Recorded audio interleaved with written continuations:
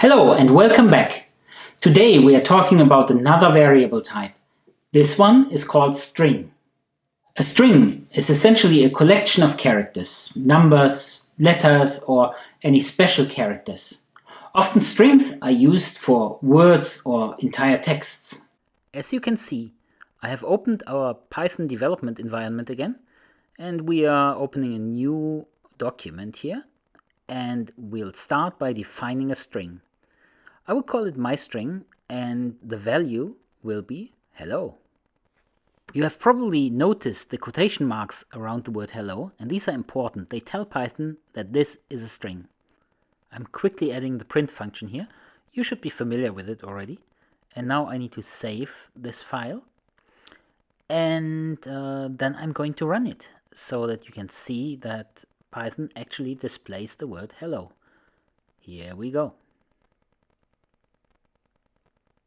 And you can see here, indeed, Python displays the word hello. Let's go back to our document which contains the code.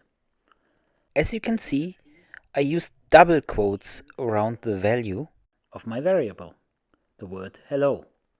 I might just as well use single quotes around it for the same result.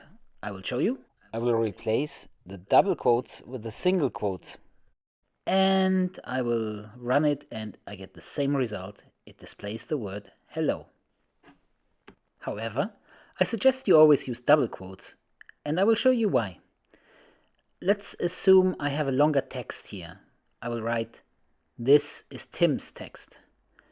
As you can guess, the problem is the apostrophe, because Python will think that the value of the variable ends here, and when I run it, I will get this error message.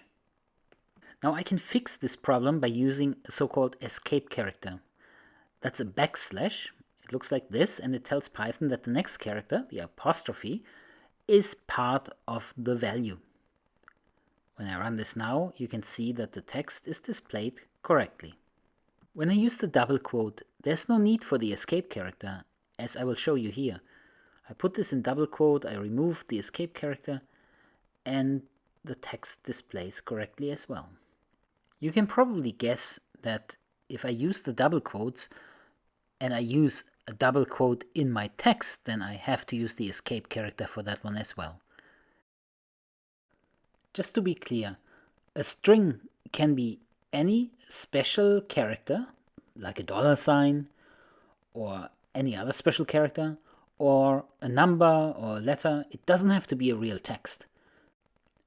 This string, for instance, would be a great password. Alright, I just told you that a string could also be a number. And I'm going to show you something that is very important. I'm going to define my string, let's call it my string 1, as the number 1, and the variable my string 2 as the number 2. Both of strings, not integers as we had before. Now, what happens if in my print function I add my string 1 to my string 2? So I'm writing my string 1 plus my string 2. And here's our pause symbol again.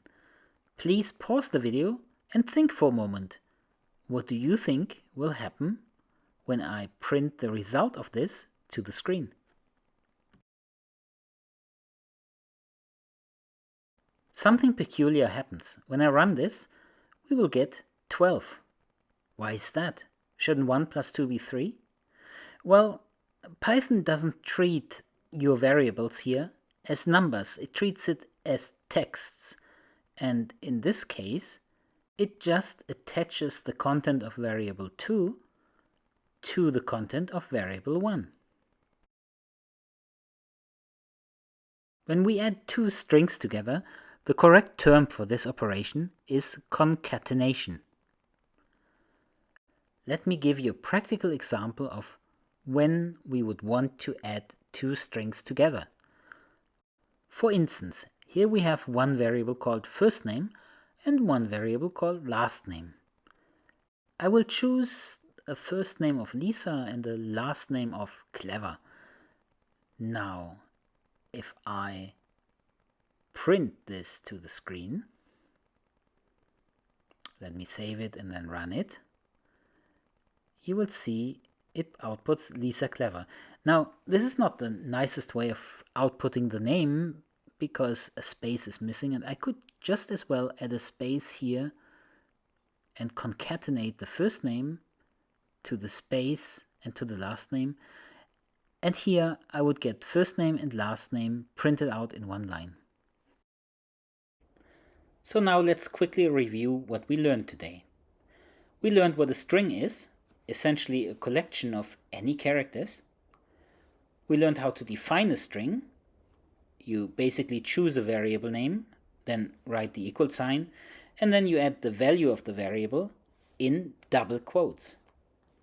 We learned about the escape character, essentially the backslash character, which tells us that the next character, just after the backslash character, is just a part of the string. And finally, we learned about concatenation, which is essentially gluing strings together by using the plus sign. That's it for today. In the next lesson, we'll take a look at yet another variable type. This one's called float, or floating point number to be exact. See you next time!